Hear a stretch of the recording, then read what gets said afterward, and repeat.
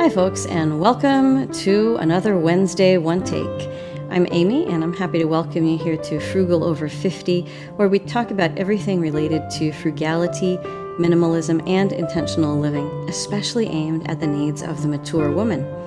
Over the last few months, as I've done my channel, some of the more popular and well-regarded videos that I've done have been right here at my kitchen table with my MacBook Air and my beloved Blue Yeti microphone.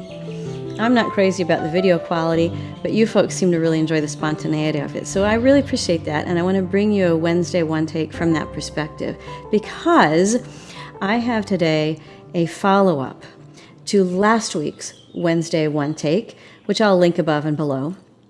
And on that Wednesday One Take, I talked to you about minimalism and how we can think and apply minimalism in our lives, and gave some examples about how I do that. Now, coming off of that video, I started to have a thought that I can't quite finish on my own, and I'm hoping that you can help me. Here's the thought. I don't know that minimalism and frugality, two of the main subjects of my channel, naturally or always go together. I don't know that they do. I can think of two examples that tell me that they don't necessarily naturally go together. I follow some YouTubers who practice minimalism in a way that I would consider to be not especially frugal.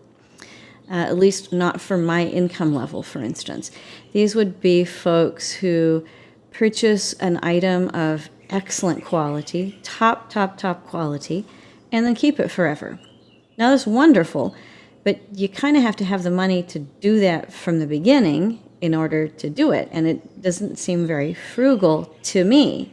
Over time, maybe, but only if you have a lot of money. I mean, I'm not going to buy the most expensive organic mattress or any organic mattress. It's not in my budget. It would not be frugal for me, but it is minimal if you're going to buy that and that's going to be your only mattress forever and ever. Do you see? On the other hand, I just had a conversation with a friend the other day who said, you know, if the zombie apocalypse ever happens, I said, I'm going to come live with you. Because this is a friend who's prepared for anything, with a barn and a wood shop and a garage and just everything. This is a person who's extraordinarily frugal, one of the most frugal people I've ever met, and constantly looking for ways to learn how to do everything themselves, learn how to take care of everything themselves. This is a person who is as close to self-sufficient as a person can be, and not actually be sort of living out in the sticks, never seeing people, you know? And so there's definitely a frugality there in terms of not being consumerist, not being materialist, and being very focused on keeping self-sufficiency a priority. And frugality, coming out of self-sufficiency, doesn't really look minimal to me.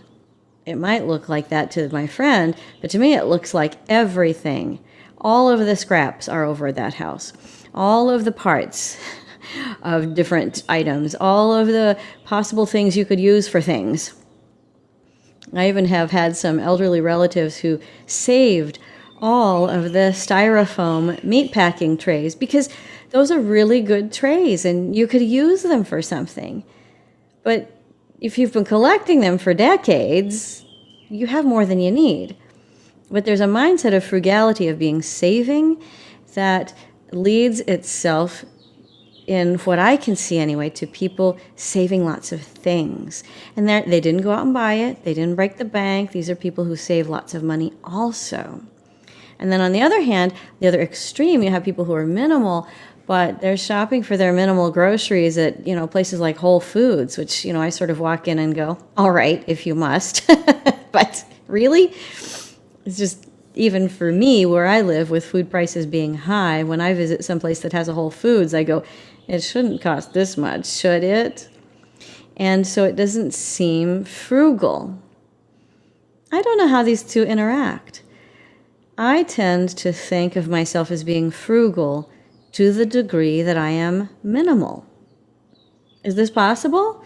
I mean, the examples that I just gave would seem to suggest that it's not necessarily possible that if I truly want to be frugal, I should learn how to DIY everything, and I should be stockpiling tools and parts, and I should be ready to take care of everything that comes up. I'm just not, and it's not going to happen. On the other hand, some of the minimalist folks would ask that I spend a huge chunk of money on something right up front with the idea that it'll pay dividends later somehow. And I'm coming back saying, yeah, no, I'm not going to do that. That would put me hugely in debt. But I do think, for me anyway, that minimalism drives the whole equation. But that may not be true for you. So I'm kind of curious. What sort of drives you? Is it that feeling that I'm going to be prepared for anything no matter what? So I'm going to learn how to do everything. I'm going to store everything that I can. I want to be as self-sufficient as possible. Are you leaning in that direction? Are you leaning in the other direction where you're like, I will buy the one best quality thing I can afford of a particular item and I'll plan on keeping it forever? Or are you like me, sort of sitting in the middle going, I don't know. Where are you in that? And is it a dichotomy that I'm just making up, or is it something that you folks see when you look at your life, when you talk to friends, when you look at YouTube? What do you see? What I would really like to see is, for me anyway, that minimalism leads to frugality so that I have fewer possessions, but I have more savings, meaning that I have more options, and I can choose where I live, I can choose where I work, and I can choose how to express my minimalism. I don't have any way to end this video. It's just what I've been thinking about. How do frugality and minimalism connect? How do they disconnect? What do you guys think? I'm really curious. If you'd like to give your opinion, please do so down below. This is one channel where you definitely want to contribute to and then read all of the comments because you guys are brilliant. If you like this kind of ramblings and other videos where I get more specific about frugality, minimalism, and intentional living for women over 50, I hope that you'll subscribe, give this video a like, and click the little bell so that you get notified first of new videos. I look forward to the next one. I'll see you frugally, minimally, and intentionally. Bye.